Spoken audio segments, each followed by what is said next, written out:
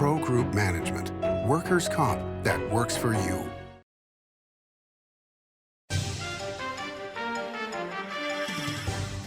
Welcome to Nevada Newsmakers. I'm Randi Thompson, sitting in for Sam Shad. Today I'll be talking with John Ramous, the Nevada partner for Dermody Properties, coming up on an all-new Nevada Newsmakers.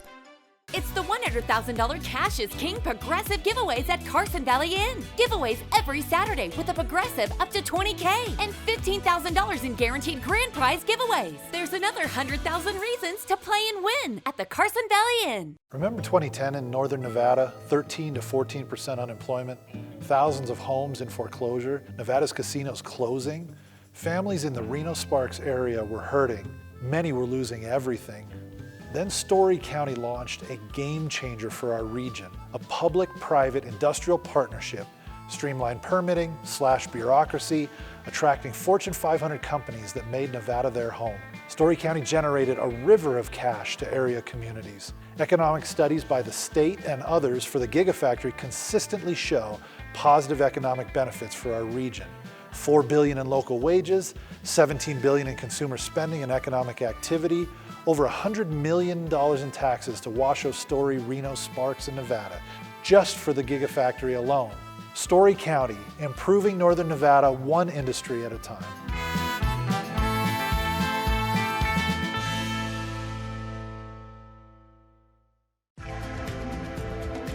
Save money and take transit. Did you know you can ride the bus all day for less than what it would cost you for a gallon of gas? Plan your trip now by going to rtcwashoe.com. Big R in Sparks is located on Bering Boulevard next to Smith's and across from Reed High School for workwear and everyday wear. Evaporative coolers, outdoor living, Weber's, Traeger's, and Lodge. Fill your propane tanks here. Big R on Bering Boulevard in Sparks next to Smith's and across from Reed High School. Big R. Hardware, clothing, and a whole lot more. It's a good time to eat. This is Nevada Newsmakers with host Sam Shad, a no-holds-barred political forum. Now, from the Nevada Newsmakers broadcast headquarters, here is Sam Shad. And we're back on Nevada Newsmakers, and I'm joined today by John Ramous, who's regional partner for Dermody Properties. Nice to see you. It's been a while. Thanks for having me. You bet. Yeah. Glad to have you back on. Yeah. So, Nevada's just booming. I mean, it's just growing, and especially the industrial sector. So that's why I wanted to kind of have you on and just chat about what is happening in Nevada. So your job is the existing Nevada portfolio. Dermody Properties, which I love Michael Dermody, known him for decades, but man, has he grown. Dermody is now a company, I mean, it's nationwide, Yeah. but you guys have a lot of activity going on in Nevada. So let's talk about the industrial sector specifically, and what kind of development are we seeing in both northern and southern Nevada? That's a great question. Right now, logistics is if there's a darling, it's one of the darlings as far as on the commercial side. Okay.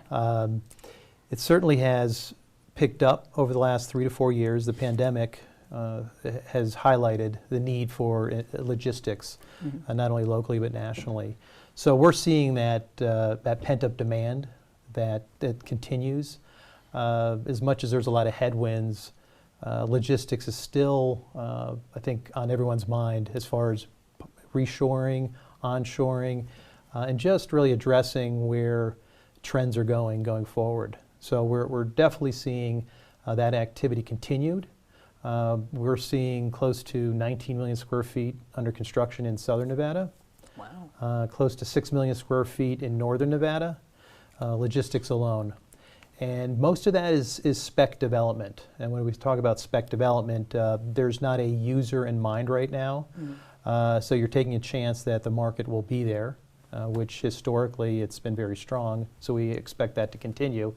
But some of it is also built to suit. Clients coming in looking for built to suit opportunities for their own needs, which are very specific, and those buildings really are dictated by the customer's requirements. So yeah, I think one of my favorite lines out of the pandemic was supply chain disruptions. Not something you would think about very often, but that's the role of logistics now, is how to get those products to us quicker, Yes. and to have them stored more locally. But we are seeing manufacturing in Nevada too, and I've always been told that the lack of humidity, generally the lack of earthquakes, the lack of severe weather, Nevada really is kind of an ideal place for manufacturing too. It is. It's also very conducive with the labor force, and we're seeing that the labor, because we both northern and southern, very trainable, retrainable. So what we've seen over the last 10, 15 years, where some of the industry folks were maybe tied to the tourism entertainment area, have been able to be retrained and accommodate really the labor needs for those manufacturers and different uses within logistics, distribution, e-commerce. But you're right. The demand from really it's all of us that we want things very quickly. Thanks, Amazon Prime. One day. Exactly, and hours. So and that's a topic in itself, but it's critical because we're really delivering what the consumer is asking for. So we're trying to accommodate those businesses that cater to the customer at the end, and it's keeping everybody busy. It's a different way of shopping. It's a different way of living, and logistics is really front and center of that. Yeah. So one of the challenges in a state that's controlled by the federal government, 86%, whatever we are, I think still, is available land for big projects. I know Sparks is trying to get a lands bill through. I think the Churchill County got a lands bill through. Are you working with our delegation on how to get more federal land into private arms? Yeah, I spent many years prior to moving up to northern Nevada. I spent quite a bit of time in southern Nevada, part of that lands bill for, almost 15, 20 years. And multiple times a year going to D.C. and really trying to educate folks that maybe weren't familiar with the issues within the state here. As you said, at that time, over 85%. It's come down a bit with some lands that were given up and so forth. But it's a big issue, and it's people aren't aware that the state is, again, whether it's the government, different agencies, the Bureau of Land Management, really controlling that. And for us, it's important because, I'm a believer of a balanced land use plan. It's not necessarily just logistics. It's making sure that we do have open areas, but that they really are preserved both for commercial and non-commercial. And I think that's really the vitality of a state. How to move forward. You can't look at it every year. You have to look at it, I think, holistically, really hundreds of years, and seeing how we need to really control our lands. And it's easier for, I think, the local, regional community to do that and have it in the hands, locally, to really control the destiny. And so both northern and southern are really pushing that lands bill. I know there's a number of different municipalities that have their own issues that they have to address first, again, maintaining that balanced land use plan, which makes a lot of sense. But real critical, for our industry specifically, we want to make sure that, again, there's opportunities in the right locations that, again, based on the demands of companies and really the customers and the end user consumers, that we can satisfy those needs going forward. But you're also very aware of the environment. You want to be a good steward of the land. Absolutely. And so you guys have a very good ESG approach to how you're developing. Before there was an acronym, we were living it. Yeah. Absolutely. Giving back to the community, that's been really our foundation, for close to 60 years.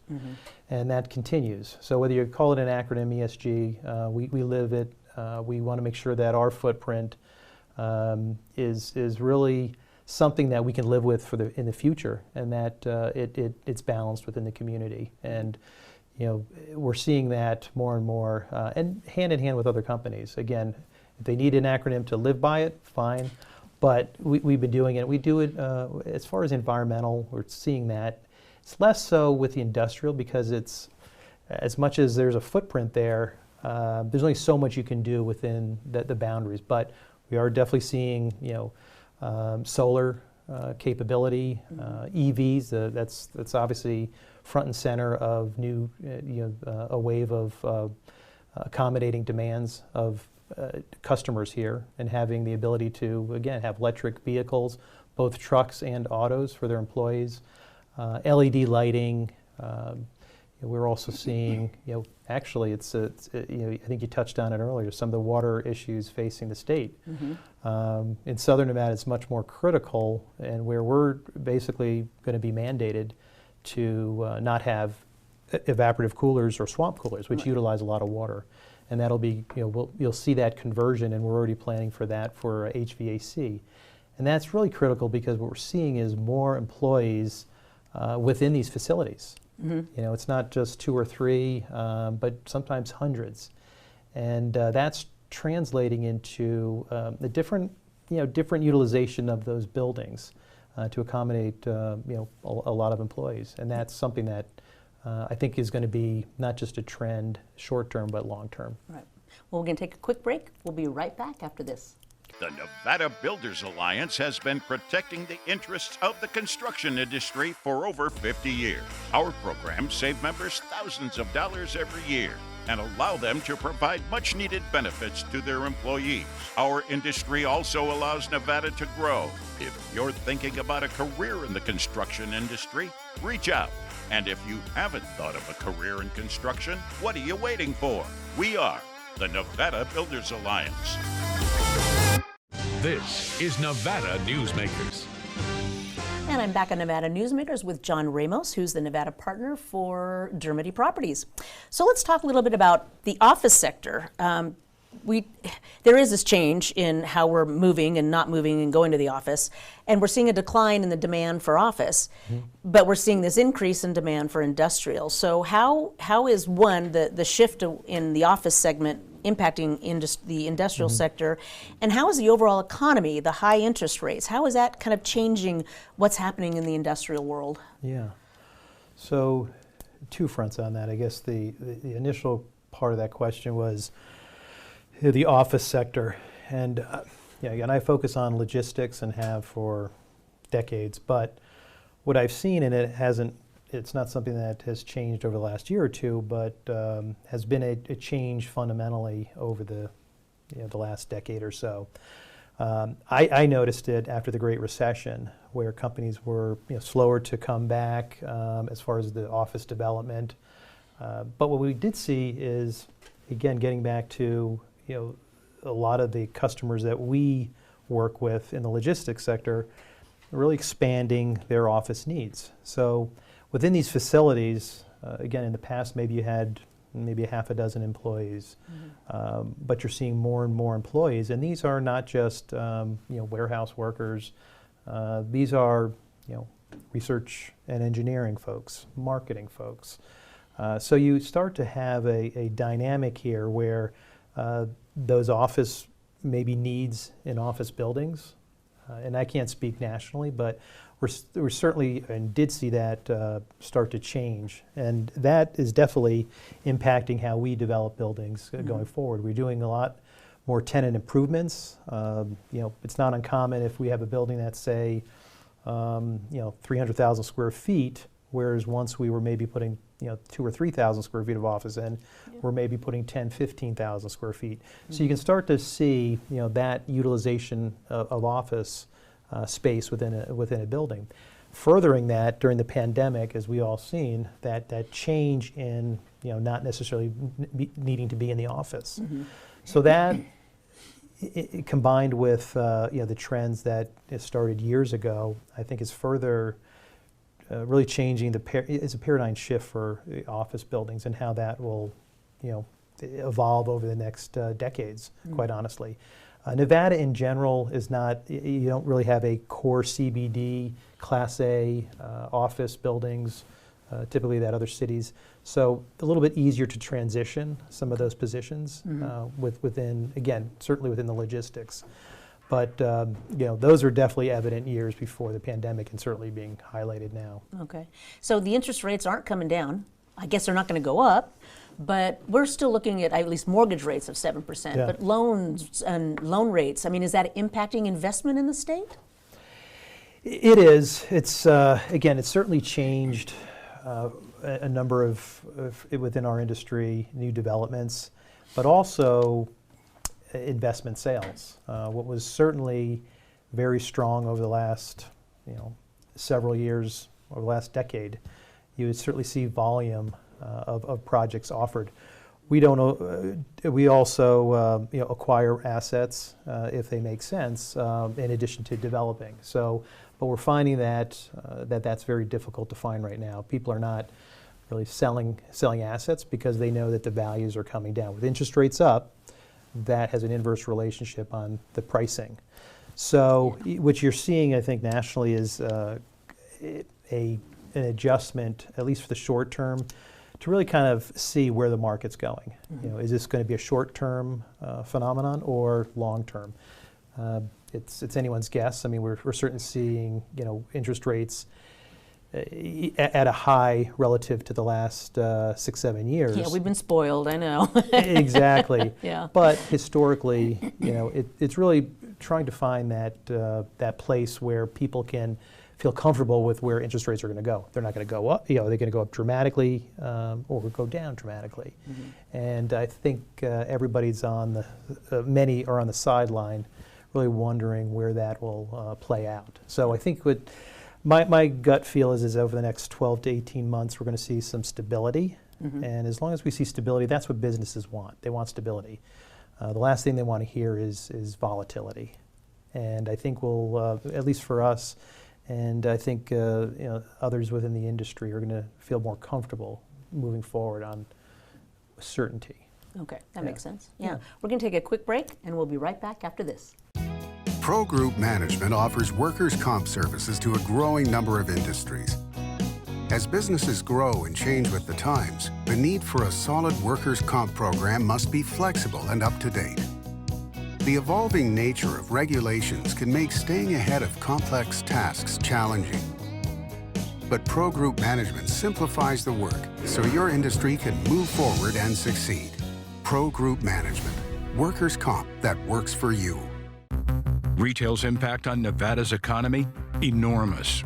8,600 businesses, large and small, employing 145,000 workers. And last fiscal year, retail paid tax on nearly $60 billion in sales. We're the Retail Association of Nevada. We support retail, we help it grow, and we mean business.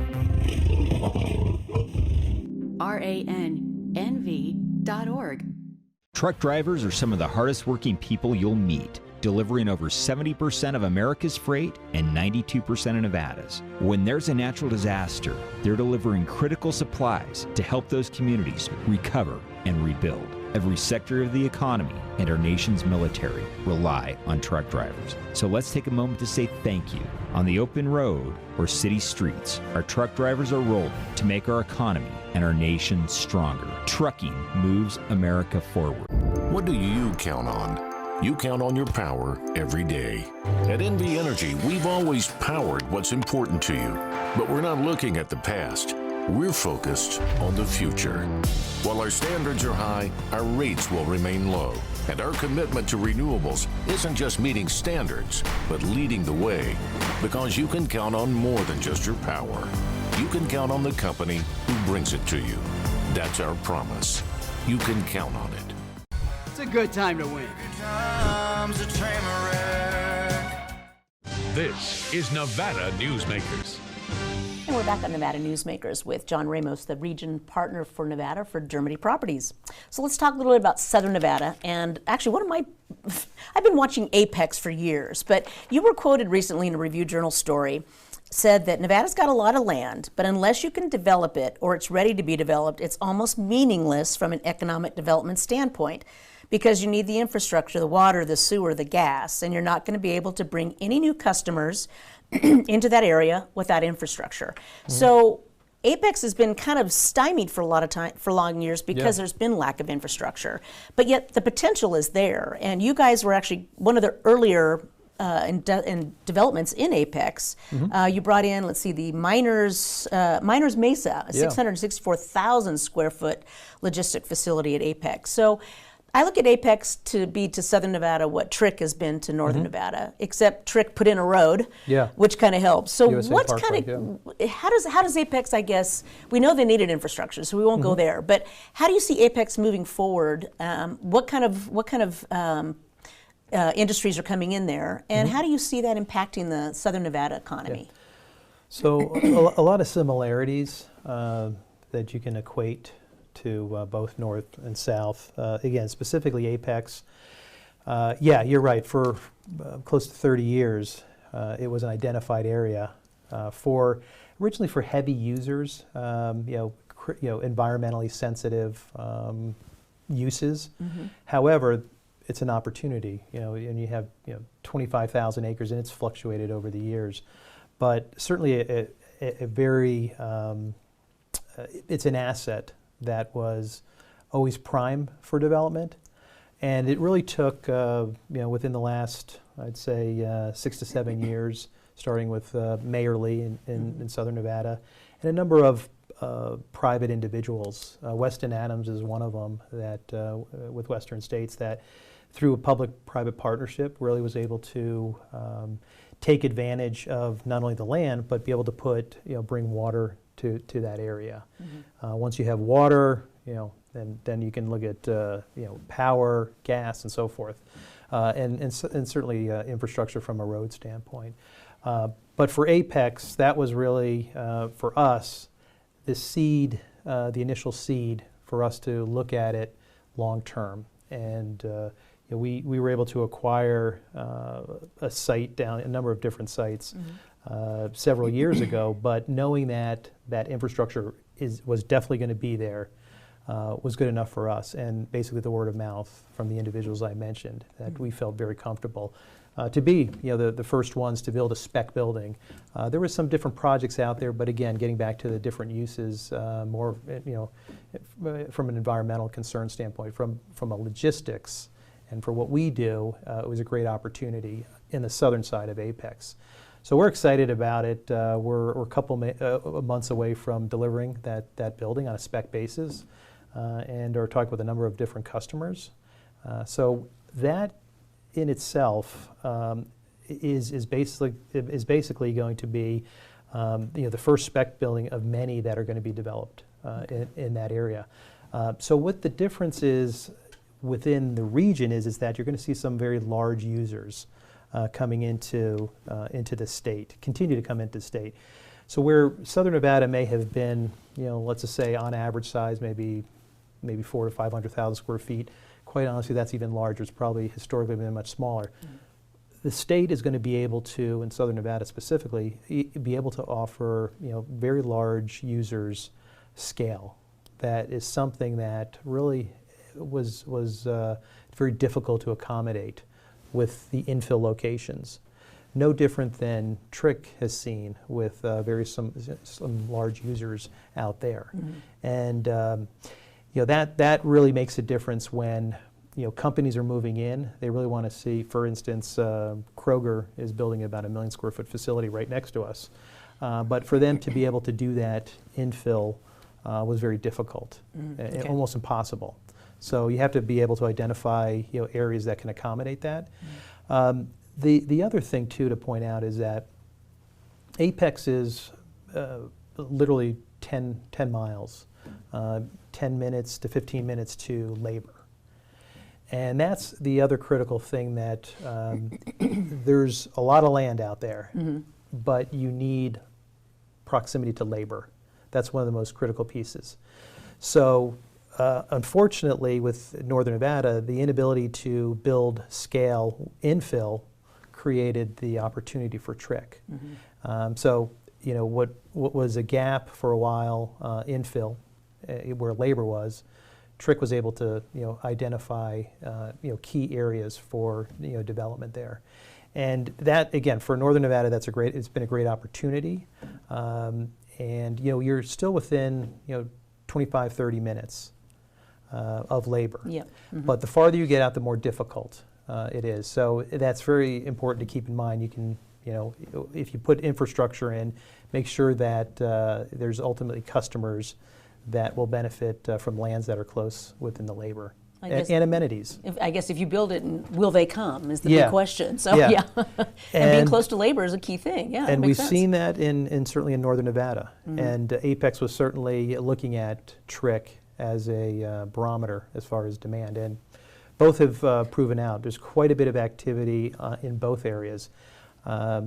The key, though, still is to balance that with infill projects, and that's one of the areas that Dermody really thrives upon, is trying to find those, if they're not hundreds of acres, but even smaller pieces that really are close to labor. The reality is that if people don't want to commute too far. They want to be close. They want to have amenities. They want to be able to offer a daycare, be able to have a daycare center close by. Yeah. So a lot of things have to, ideally be close. And then I think that is certainly one of the things that Dermody Property strives. We have a current project going on, a couple of them right now, I-80 West, right next to Cabela's, over by Boomtown, which for us is right on the highway. Labor is close by, there's amenities, and you're close to California. Yeah. So it's good proximity. Yeah. And we have another project breaking ground in about a month up at Pyramid Way over by Kylie Ranch. Okay. Again, very close to labor and amenities. Yeah. So we're excited about those where the customer ultimately has a great labor force close by. Good. Well, we got a lot going on. We're going to have to come back next time because we've already run out of time. But thank Sounds you for good. being Thanks here. for having me. You bet. We'll be back right after this. As you know, Reno is booming. Toll's development company is helping it grow with insightful design and development, building community with every project, adding beauty, adding excitement, emphasizing our shared humanity. Reno is becoming bigger. Toll's development is helping it become better, more livable, more enjoyable. To learn more, go to tollsdevelopment.com. tollsdevelopment.com. It's a good time to win.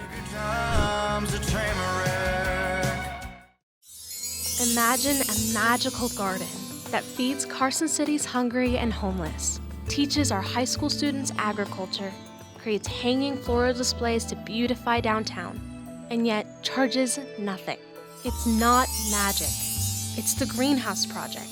It's real, it's growing, and it needs your help. Go online to carsоncitygreenhouse.org so together we can grow it forward. Modern boutique Ahern Hotel and Event Center sits at the heart of the Las Vegas Strip. 2 floors of meeting and event space are ideal for groups and conventions. Stay in one of 200 luxurious rooms and suites. Brand your event throughout the property. Flexible event spaces make for easy planning and personalization. Take over the entire hotel with a full buyout option. It's a good time to win. Thank you for watching or listening to Nevada Newsmakers. You can catch us anytime at NevadaNewsmakers.com. Thanks again.